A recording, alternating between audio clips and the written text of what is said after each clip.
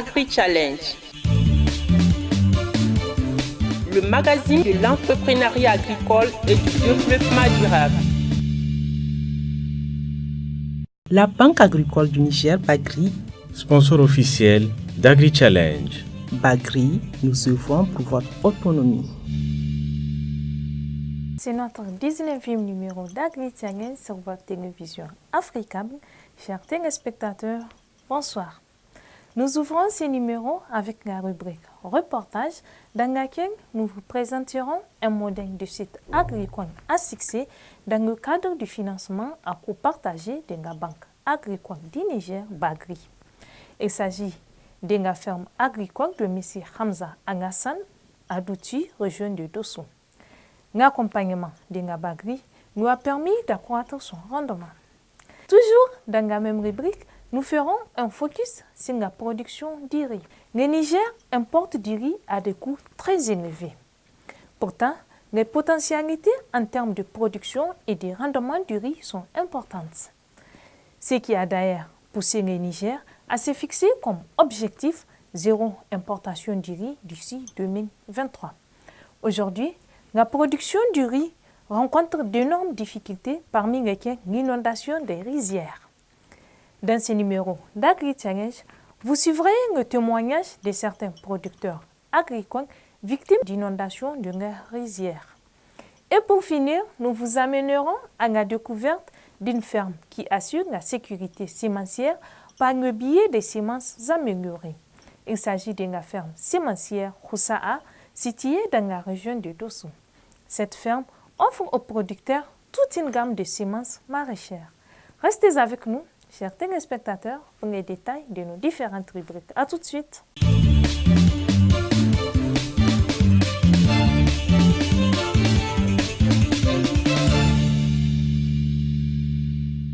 Dans le cadre du programme de financement à coût partagé de la Banque agricole du Niger, Bagri, nombreux maraîchers sont devenus des entrepreneurs agricoles. C'est le cas de Hamza Alassane. Natif de Dogondouchi, dans la région de Dosso, Hamza Alassane s'est démarqué de l'agriculture traditionnelle, grâce à l'appui technique et financier de la Banque agricole du Niger, Bagri. Avant l'accompagnement de la Bagri, on exploitait toujours ces terrains-là, mais quand même, c'est des parcelles très étroites que nous exploitons. C'est des petits lopins qu'on exploite.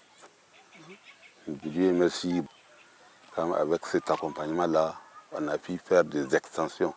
Parce qu'auparavant, je travaillais autour de 0,25 avec ce manuellement, mais maintenant avec quand même l'arrivage d'accompagnement Bagri, aujourd'hui je suis autour de 2 hectares. Je travaille autour de 2 hectares maintenant. L'accompagnement de la Bagri lui a permis de sécuriser son foncier, d'améliorer sa productivité et d'accroître sa rentabilité. L'évolution de la production, c'est le travail. C'est dû au travail quand même qui a été fait sur le terrain. Déjà, on a eu l'accompagnement sur les moyens d'attraction animale pour le transport de la fumure. Auparavant, c'est des charrettes qu'on paye. Mais maintenant, quand même, avec l'accompagnement, j'ai ma propre charrette, j'ai mes bœufs, j'ai mon chari pour quand même bien dresser mon terrain. J'ai ma motopompe personnelle, j'ai des semences intrants, tout à ma disposition. Donc, par exemple, si je prends le cas de l'année passée où j'ai eu l'accompagnement, donc j'ai eu quand même les moyens pour l'achat de semences en quantité et de qualité. Mais auparavant, c'était autour de 2 ou 3 sacs que j'ai eu. Mais l'année passée, quand même, j'ai payé jusqu'à 10 sacs de semences de pommes de terre d'une valeur autour de 50 000 francs. J'ai payé des engrais, j'ai amené la fumure organique sur mon terrain. J'ai tout ce qu'il faut comme intrants et moyens d'irrigation. Donc c'est dans ce sens-là quand même qu'il y a eu cette évolution-là. La culture de toute saison est l'un des grands changements enregistrés dans son comportement de pratique agricole, ce qui a permis à ce paysan de diversifier le nombre de ses cultures spéculatives. L'impact réel de cet accompagnement-là, et de un, il y avait quand même, on avait développé quand même la culture, le maraîchage. Parce qu'auparavant, on fait une seule saison, mais maintenant, on est à 3 saisons. On fait la saison sèche et froide, la saison chaude et la saison hivernale. Je vous ai montré tout à l'heure qu'on fait quand même de la pomme de terre en saison sèche et froide, tomates, laitue. En saison chaude, on fait le pastèque, le maïs et d'autres spéculations quand même adoptées à la période. Et en saison hivernale, le maïs c'est loin du hivernal et le pastèque, toujours en hivernage. Donc à ce que je vois quand même, nous on avait vu quand même une grande évolution. Parce qu'auparavant c'est une campagne qu'on faisait. Avec l'accompagnement dû aux moyens qu'on avait reçus, ils nous ont permis quand même de doubler quand même, ou de quadrupler ce qu'on est en train de faire comme activité. Je remercie quand même la Bagri, parce que c'est grâce à son accompagnement financier et technique qu'on a réduit quand même l'utilisation de manœuvres sur nos sites. Auparavant, j'utilisais 3 à 5 manœuvres. Mais maintenant, un seul manœuvre est en train quand même de travailler la double superficie qui travaillait auparavant, avec l'octroi du système Hadari, donc qui m'a permis d'étendre un peu mon exploitation et de faire beaucoup d'activités telles que la rotation des cultures que je suis en train de faire.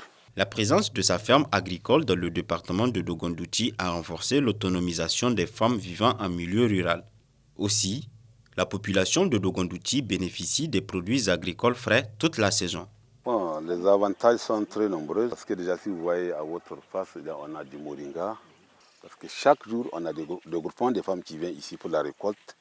Il faut la récolte et semaine prochaine, nous amènent l'argent. Déjà, on les a aidés, ces femmes-là. On a aidé quand même beaucoup ces femmes-là sur cet aspect-là. Encore au point de vue production, nous faisons la laitue, nous faisons le chou, tomate, tout. Il y a d'autres qui viennent sans argent pour la visite, donc on les fournit quand même des petits cadeaux en sachet, soit en chou, laitue ou moringa. Déjà, c'est un avantage. Et que les gens de Douché arrivent à avoir quand même la production tout près d'eux. Parce que chaque fois, on a le moringa sur le marché, on a les pastèques sur le marché, on a le piment safi sur le marché. Donc on a tout ce qu'on produit ici, on envoie ça directement sur le marché et à bas prix. Même celui qui n'a même pas beaucoup de moyens peut quand même avoir quand même son plat du jour, quand même, peut accéder quand même à ces... La ferme agricole de Hamza Alassane est un modèle de site agricole à succès. Ce professionnel de l'agriculture partage son expérience avec les jeunes ruraux qui sont de plus en plus intéressés à l'agro-business. En tant que président, grâce à l'accompagnement de cette technique et financière de la Bagri, on a quelques gens là qui sont tout près de moi là. Donc tous ces gens-là, ils ont réussi quand même l'accompagnement de la Bagri. Ils ont eu la formation en technique maraîchage. Après, ils sont lancés, ils sont installés. Ils ont eu quand même l'accompagnement de la Bagri. Donc ils ont eu des motopompes, des charrettes. Il y a d'autres même maintenant qui n'ont même pas de moyens dans la maison, des motos. Auparavant, ils n'ont rien, mais maintenant ils sont installés. Ils ne se rendent même pas d'aller en exode, ils ne se rendent compte même pas. L'exode est nettement réduit ici au niveau de Dogondouti. Il est nettement réduit parce que tous les gens là sont en train de s'installer dans leurs propres sites, dans les sites de leurs parents. Ils sont en train de faire la relève quand même à ce que nous sommes en train de voir ici au niveau des sites. Ainsi, ce cinquantenaire nourrit des grandes ambitions dans l'agroforesterie. Dans 5 ans, on espère que déjà nos jardins seront quand même des forêts. Ils seront des forêts. Parce que si vous voyez un peu quand même le moringa là que vous voyez, c'est en train de grandir. Chaque fois avec les différents apports qu'on est en train d'amener, on a vu quand même de nettes améliorations au niveau de nos sites.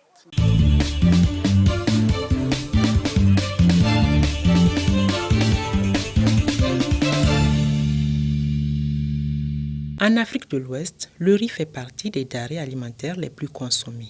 Dans les différents pays de la CEDEAO, la production du riz est en général nettement inférieure aux besoins. Dans certains pays de l'espace CEDEAO, près de 90% des besoins en riz sont satisfaits via l'importation.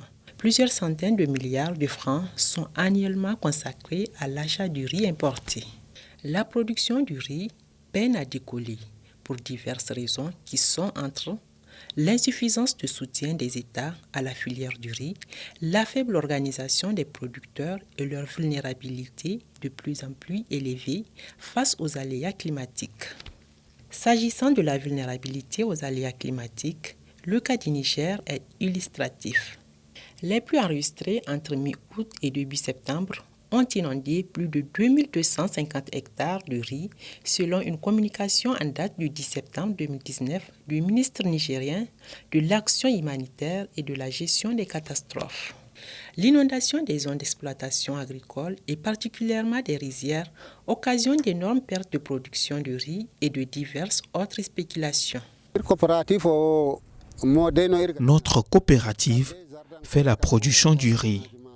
Tout ce que vous voyez derrière moi, ce sont nos rizières qui font 115 hectares, aujourd'hui confondus au fleuve, suite aux récentes inondations.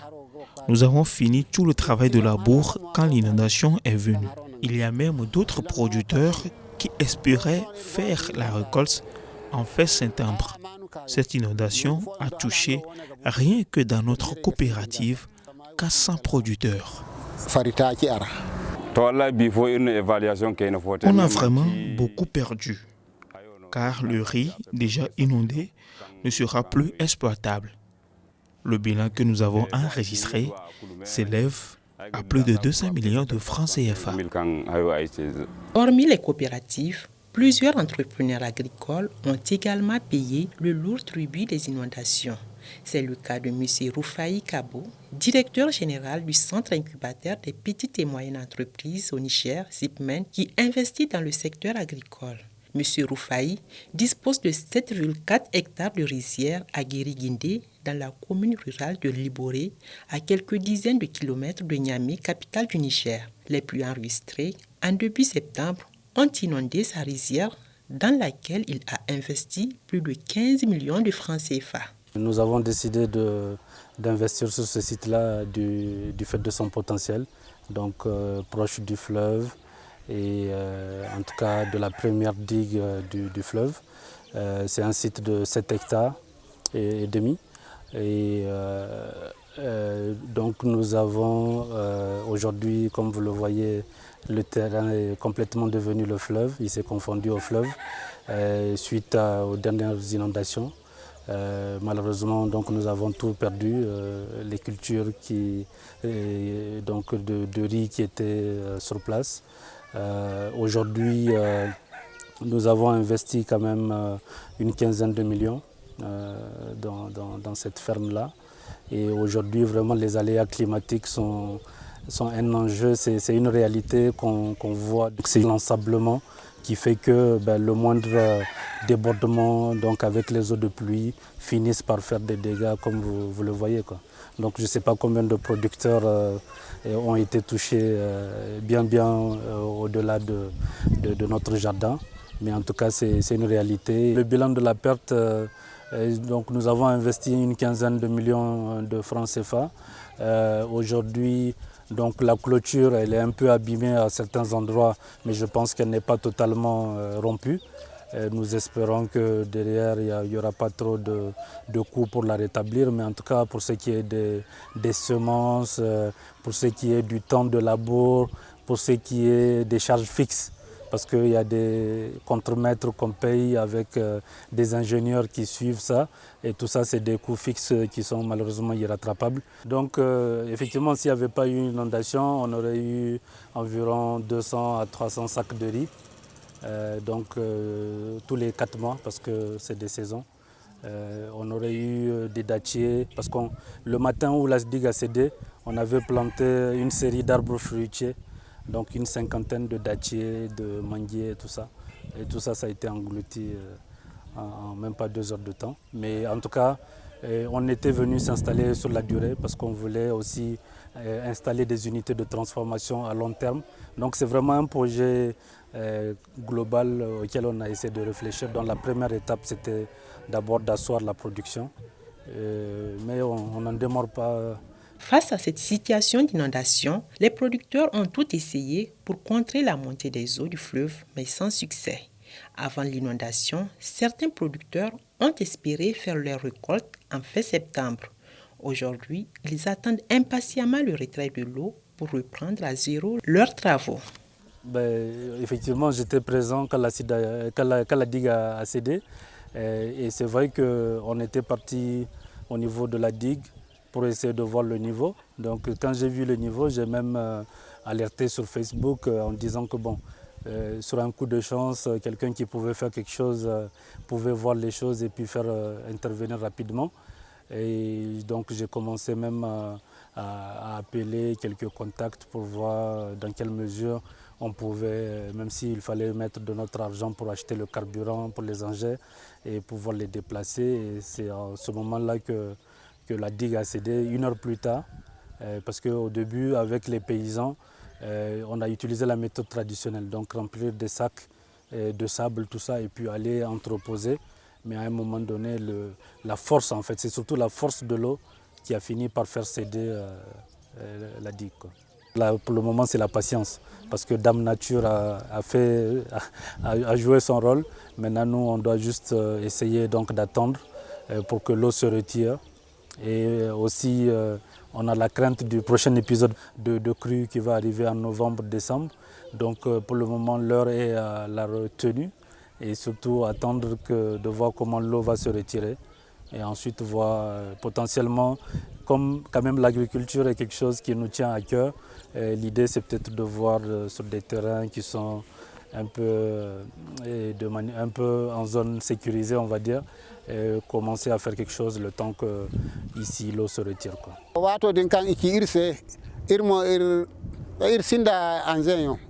moment où nous avons reçu l'alerte, nous avons rempli des sacs avec du sable. Après, nous nous sommes rendus compte que cette technique ne pourra pas marcher vu la vitesse de l'eau. Après, nous avons demandé de l'aide à l'ONAHA qui nous a prêté main forte en amenant les engins pour renforcer la digue. Malheureusement, la digue a cédé avant, en bas, ce qui a provoqué d'ailleurs l'inondation.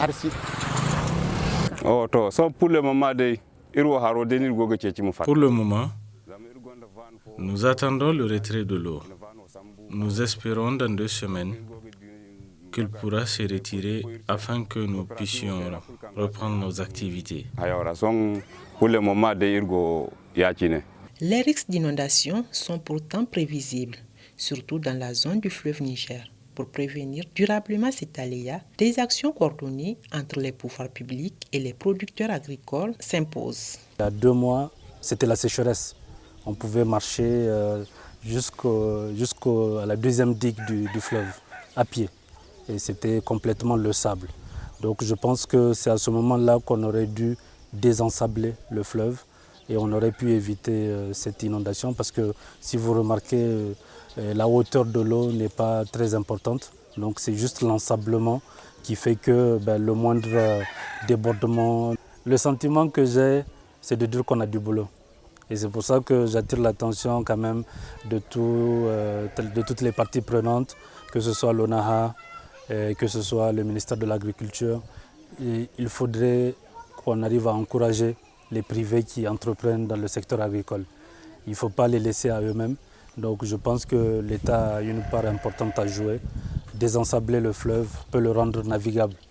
Désensabler le fleuve peut nous mettre à l'abri et de toujours être dans la désolation, des inondations, tout ça. Et je pense que derrière, c'est quand même la clé. Donc il faudrait qu'on essaie de voir comment nous, on peut contribuer en tant que privé.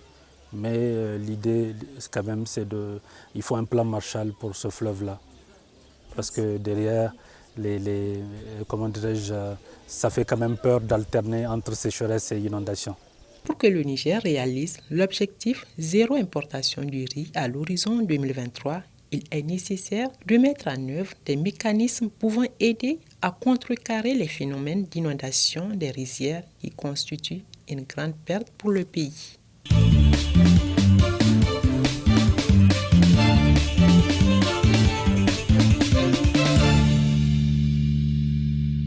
Il est reconnu de tous qu'en agriculture, les semences jouent un rôle stratégique dans la quête d'une meilleure productivité. En effet, facteur déterminant de la production, c'est autour de la semence que viennent se greffer tous les autres intrants agricoles pour avoir de bonnes récoltes. Situé à 149 km de Niamey, précisément dans la région de Dosso, Oussaha est une entreprise agricole qui s'est aussi positionnée dans la logique d'offrir aux producteurs, même les plus pauvres et les plus éloignés, des semences de bonne qualité. Pour ce faire, cette ferme semencière dispose de ses propres champs de production et de multiplication de semences. Elle utilise d'importants moyens de stockage, d'emballage et d'accès aux paysans. OSAA est une entreprise agricole qui a été créée en janvier 2010 et qui a pour vocation la diffusion des semences de qualité, qu'on appelle communément les semences améliorées, essentiellement des cultures vivrières comme le mil, le sorgho, le nébé, l'arachide, le maïs, le sésame et bien d'autres cultures secondaires qu'on ne peut pas tous citer. La production, on l'a fait sur deux axes. D'abord, nous avons nos propres champs de production de semences. Et en plus, on a des paysans contractuels avec lesquels on travaille, mais qui sont sous notre encadrement, ces paysans contractuels. Il faut d'abord la semence de base, qui est la semence mère, par laquelle on doit commencer. Et cette semence de base, on se la procure auprès des institutions de recherche, comme l'INRAN, l'ICRISAT, et bien d'autres dans la sous-région si possible. En 2010, quand nous avons démarré, on avait quelques champs. C'est peut-être autour de 30-40 hectares qu'on avait. Mais aujourd'hui, quand j'ai fait le point, pour l'année passée, on était à peu près à 125 hectares qu'on avait.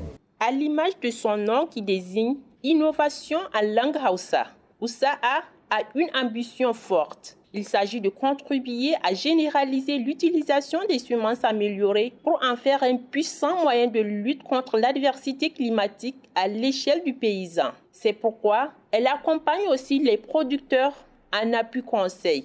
De la production à la multiplication, en passant par le nettoyage et le conditionnement, c'est un arsenal de techniques et de méthodes qui est utilisé pour aboutir à des graines saines et exemptes d'impuretés.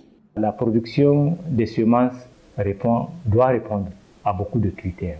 Le critère d'abord de la provenance de la source de la semence que vous voulez produire, l'environnement même dans lequel vous allez produire, il y a des conditions que vous devez respecter sur l'isolement, c'est-à-dire la distance entre d'autres champs, ou par rapport aux entretiens même que vous devez faire, au contrôle qui devait être fait. Parce que dans tout le circuit, dans tout le processus de la production de la semence, il y a un certain nombre de règles qu'on doit respecter. Vous devez déclarer au service d'inspection des semences qui existe au niveau de chaque région, vous devez déclarer que vous avez tel type de semences à produire, telle culture, telle catégorie de semences sur la superficie que vous devez déclarer et vous devez être suivi. Il y aura les inspecteurs qui vont visiter au moins 2 à 3 fois ce champ au cours du cycle de production pour dire ok, on sait que ce champ-là a respecté par exemple ou cette entreprise a respecté les règles qui sont demandées. Maintenant, même après la production, quand vous récoltez, il y a des conditions de nettoyage, des conditions de stockage, des conditions d'emballage jusqu'à l'étiquetage qui vont vers la certification de la semence. Grâce à ces 33 points de vente, OSAA offre aux paysans toute une gamme de semences maraîchères et pluviales dans toute la région de Dosso. Le produit ne se vend pas, même s'il est de qualité comme ça quand vous êtes sur place. Il faut communiquer. Il faut aussi aller vers le consommateur, vers le client, pour montrer en tout cas la performance des variétés. Il y a aussi ce que nous appelons la stratégie de vente à travers la création des points de vente dans les zones où nous intervenons.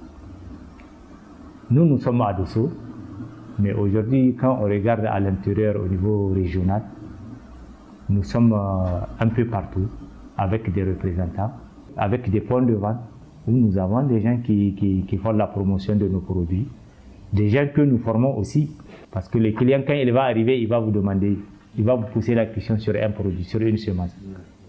Telle variété, si je prends, comment je vais faire pour semer?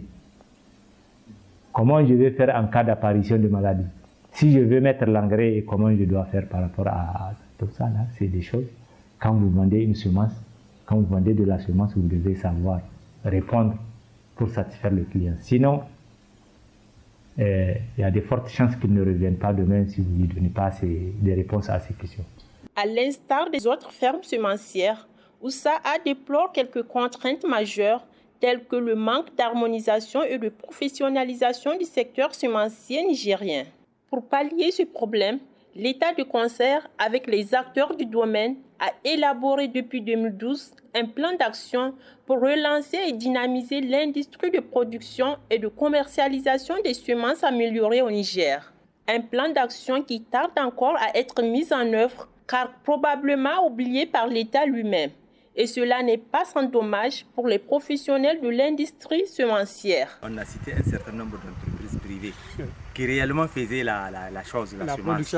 Mais maintenant, dans la pratique, ni l'État, ni peut-être ceux qui devaient en tout cas enclencher le système ne tiennent compte de ces vérités-là qu'on a citées sur les acteurs privés. Les vrais acteurs privés qui sont dans la filière, malheureusement, la politique de l'État ne tient pas compte. Comme je Agri-Challenge.